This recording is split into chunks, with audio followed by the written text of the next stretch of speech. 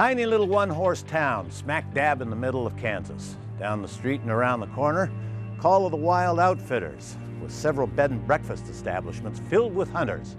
The attraction, hundreds and hundreds of square miles of CRP land that serve as habitat for whitetail, pheasant, quail, turkey. They live here, they sleep here, they eat here, and get really big. Excellent, great hunt. Always have a good time out here in Kansas. Jim Call has treated me more than fairly. He's treated me like his own daughter since I met him a couple years ago. The places you stay are great. He treats you well and he puts you on whatever. If you're down for deer, he'll put you in a good deer stand. If you're going down for pheasant or ducks or whatever you're there for, he'll make sure that you're at a place where you're gonna see animals and you're not gonna be bored. Well, we have some guys go out, come back in, oh, I didn't hardly see a deer. Well, that is hunting. Deers don't move the same way every day. But when they come in or call me on the phone, I just got one down, man, you go out there and see them with a smile from ear to ear on their face.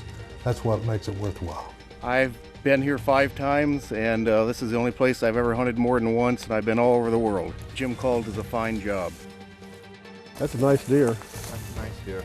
Got a lot of character because it's got some non-typical features. It's a beautiful buck. This is my 5th or 6th year of hunting with Jim, and I had basically never hunted deer because I spent all my adult life in Alaska. Met up with Jim and started hunting with him, and he was teaching me so much, and I was learning so much that become good friends, and I enjoy coming down hunting with him. Great hunt out here in Kansas. Saw lots of big deer. Got to be kind of selective. Picked out a deer, watched it all day, and finally got to make a shot, and it's a great trophy. I'm very happy. Lots and lots of bucks here, lots of big bucks. You just have to be patient and wait for the animal that you like.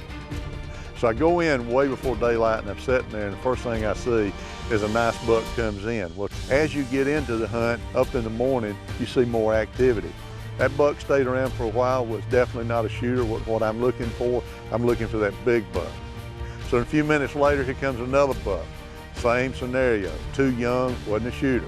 Then another buck comes in. It just keeps going from there. We're seeing does, we're seeing buck. We got activity. All right, heavy horn, pretty deer, beautiful buck. This is what we work for right here. What comes to mind when you think bed and breakfast? Warm, cozy. Well, on this street, there's a whole bunch of little B&Bs that Call of the Wild Outfitters use to put up their hunters. Accommodations are nice. When we first come in here last week, Jim showed us our rooms. I was like, this is kind of a home away from home. You know, it's a house that they fixed up. Your rooms, each room's got its own bath and shower, and pretty secluded. If you want to go off, shut your door, be by yourself or whatever, you can. And you can come downstairs in the big living room or in the main hall and join the other hunters and talk about what you've seen today and all that. So. What about the rest of the accommodations? You comfortable in your room? Oh, very comfortable. Yeah, the room is very comfortable. Actually, I came down here with a neighbor of mine, and he and I have bunked together, and it's been a great experience, I think, for both of us. The accommodations at Call of the Wild Outfitters are excellent. You stay in old-fashioned, like, colonial houses, but they're redone, so they're nice. There's comfortable beds. You have nice bathrooms. There's kitchens in some of the rooms. The Henderson house is where you go for food, and the food is all home cooked. It's excellent. You always leave with a full belly. There are snacks you can take out in the stand with you, and they just make sure that you have everything you need and that you're leaving full and happy. We have more with Call of the Wild Outfitters when Outfitters Showcase returns. People love to be catered to, and here at Call of the Wild, that happens literally. Daryl behind me has a little kitchen about 6 or 7 miles down the road, and he caters every meal here. I can tell you one thing, the meals are to die for.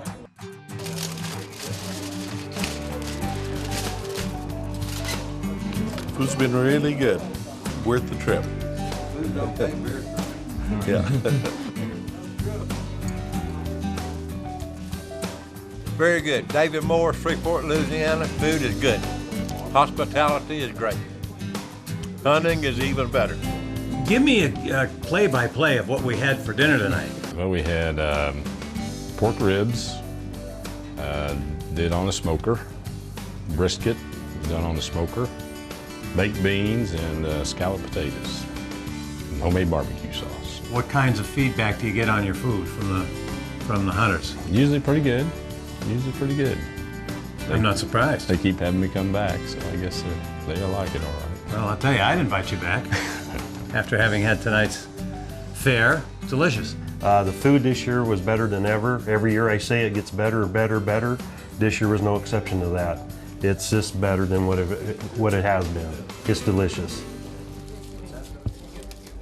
It's a pretty common occurrence for Call of the Wild Outfitters to call in bucks like this, 155. We donated a hunt to the Outdoor Channel, and a gal named Stacy, she won the trip. She got the job done, I think, the second evening out, and harvested about a 155 beautiful deer. And we made her a big smile from ear to ear, and she's coming back next year to hunt with us. We have the Rio turkeys around here. Rio Grandes? The Rio Grandes. And what we do is we can put on a turkey hunt for clients to go shoot the Merriam, the Eastern, and the Rio all in one hunt. Another hunt we furnish is shoot 3 Merriams in Nebraska, and then come to Kansas to shoot 2. It was neat. We just had a super time fellowship with each other. And Jim Call, who's the outfitter, did a wonderful job. And if anybody ever wants to go on a turkey trip where they can harvest 2 different varietals, I would certainly recommend it. I've got him. I'm gonna go ahead and take him. I can't say enough about my guide because he's just a hunter like I am, and we had a great time laughing, carrying on and everything. So sort of have the same values and everything, so it was a great time being with him.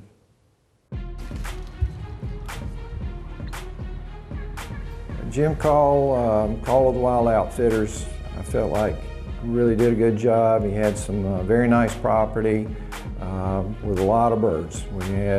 We saw multiple gobblers and certainly had an excellent hunt, and with plenty of opportunities at gobblers.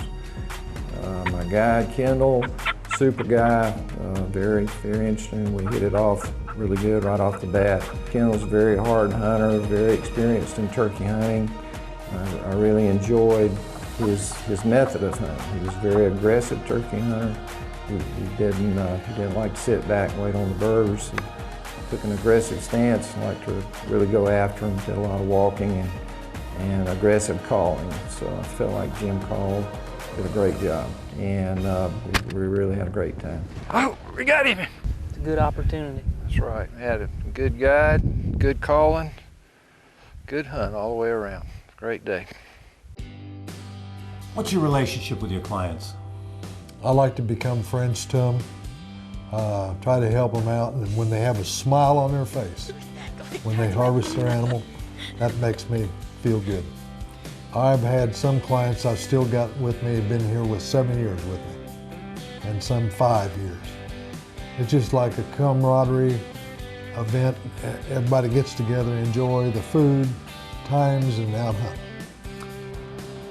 When we started off the show, you might have thought to yourself, sleepy little town right smack dab in the middle of nowhere, Kansas. But thanks to Call of the Wild Outfitters, which incidentally is definitely open for business, you might be now saying to yourself, holy moly, put that seatbelt on and come on down.